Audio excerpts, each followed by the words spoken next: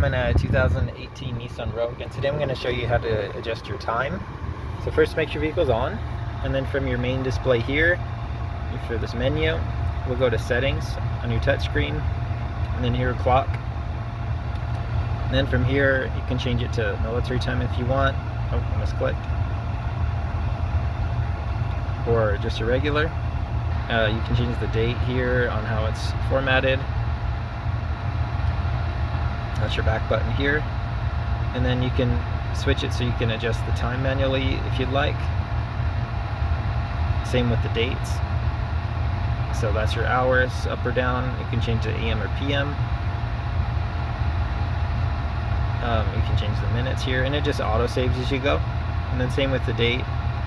You can change all that here for your day, month, or year. And then it just auto saves, so there's nothing else you have to click for it to update.